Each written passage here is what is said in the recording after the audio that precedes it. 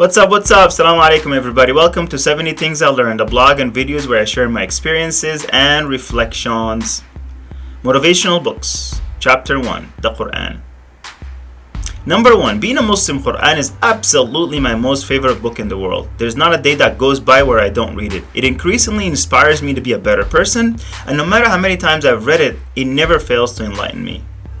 Number 2, it is wondrous to me how unique and diverse the Quran is. It is random yet very organized, spontaneous yet amazingly predictable, common but elegantly poetic, and most importantly, it is very clear and simple yet sophisticated. The other amazing thing is how evident that it comes from a place or an author who is clearly superior and supremely dignified. For example, in the very first verse of the Quran, following the introduction, God says, "This is the book about which there is no doubt, guidance to the God conscious." I mean, who starts a book by saying there is no doubt in it? Also, the way it looks at you right in the eye and challenges you to bring forth evidence and demands the use of intellect and reason. Number 3, my most favorite part of the Quran is how clear it is when it comes to the most important question of belief. Is there a God? And if there is one, who is He?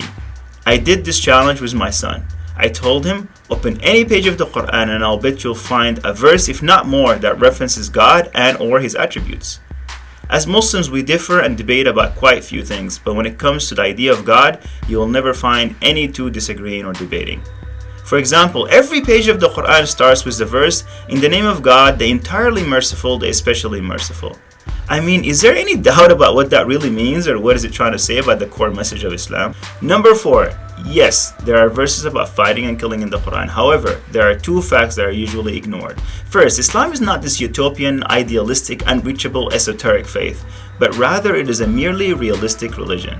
While it passionately encourages empathy and forgiveness, it is highly realistic in knowing who we are by addressing our natural conflicts with giving permission to fighting, but only in self-defense, of course.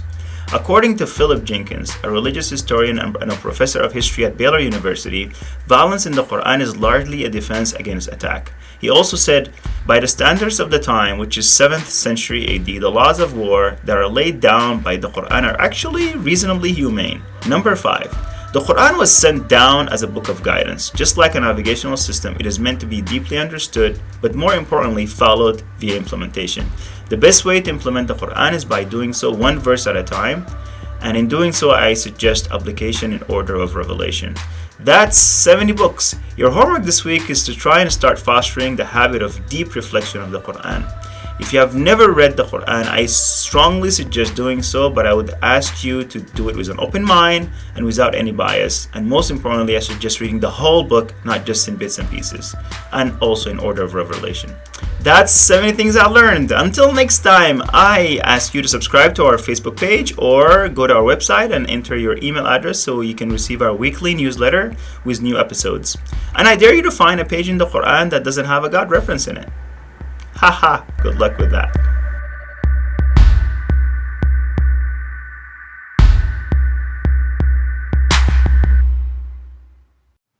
Please do not go for what I've said, may sense from Allah and I've been blessed to share it. If it's wrong or false, me and shaitan, always remember I'm only human. Peace.